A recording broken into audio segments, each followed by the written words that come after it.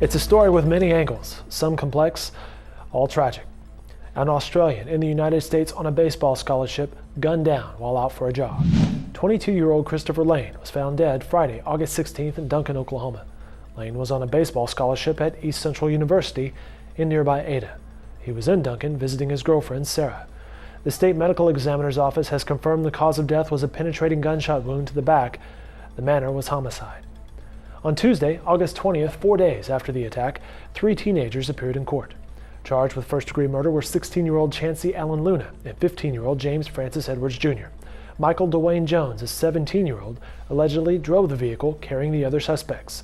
Jones faces 2 charges and a bond set at $1 million. No bond was set for Edwards and Luna. Luna and Edwards could face up to life in prison without the possibility of parole. Jones could face up to life in prison. Prosecutors can't seek the death penalty because of their young age. Stevens County Defense Attorney Jason Hicks said there was no connection between the victim and the suspects, and that one of the teenagers said they chose to shoot Lane at random, simply because they were bored. And joining me now with more, Nick Tragagas from the Oklahoman's newsroom. Nick, a busy day for the Oklahoman's newsroom. Thanks for your time today. Yeah. Our Adam Kemp has been down in Duncan today. What has he learned? Yeah, we wanted to try to have a reporter out in the community today to follow up on the story.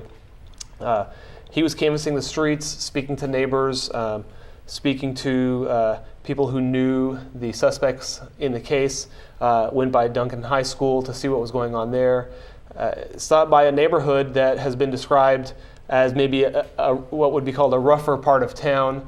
And what we understand is that the suspects in the case were known to hang out in that part of town.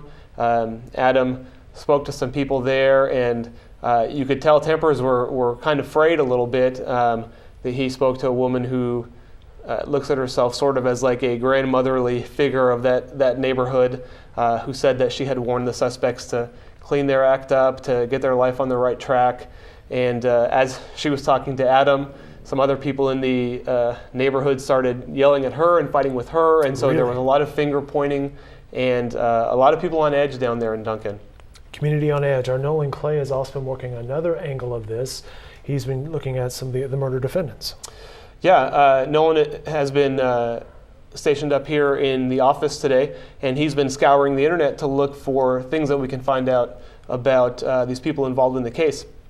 He has gone on Facebook and other social media sites, and we expect that he's been able to dig up a lot of interesting things that will hopefully, for our readers and our on the newspaper and in News OK, kind of paint a picture for what makes these defendants tick, and maybe what, if anything, was going through their minds on this night of the shooting. And conversely, among the sidebars Nolan is working on is Christopher Lane's girlfriend. Yeah, and this is another thing that he's calling from social media. She has been willing to speak to people in the press, and obviously is very sad and heartbroken about what's happened. And so Nolan will dig a little bit more into her feelings and what kind of things she's expressing on social media. Another thing we're looking at is the 911 tape that was put in. That's been released. We've acquired that, and we've kind of culled some notable sections and quotes from that we're going to pull and put in the newspaper as well. All right, among the reactions today is U.S. Congressman Tom Cole. There are no words that will help us make sense of the tragic loss of Chris Lane or truly express the sympathy felt by those living in Oklahoma. It is heinous crimes like these that shake our state and nation and leave our hearts broken. I am particularly distressed that this senseless murder was committed against a citizen of Australia, a country that has always been a steadfast friend and ally of the United States. He went on to say, quote, "It is with sadness that I offer my sincere sympathy and send my prayers to the family and friends of Chris Lane as they grieve the loss of a loved individual.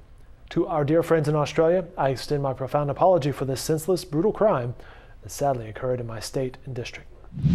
Christopher Lane grew up in Oak Park, a northern suburb of Melbourne in the southern state of Victoria in Australia.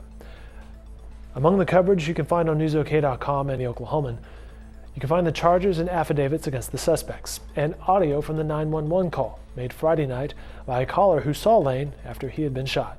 Is he breathing? Is he conscious? Is he talking to you? What's he doing? He's not conscious.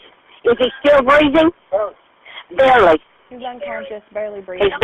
Well, he said they're on their way. They're on their way. That's all I can tell y'all. They're on their way. They're on the way. They will be there shortly. I can only get them there so He just fast. took a breath. He just took a breath. Okay. Lane is the second East Central University student to suffer a violent death in the last 8 months. In December, 18-year-old Gennaro Sanchez was kidnapped and killed by a fellow freshman. In that case, prosecutors are seeking the death penalty against Jared Murray, an 18-year-old. In an affidavit, an undersheriff wrote that Murray confessed to killing Sanchez to see how it would feel.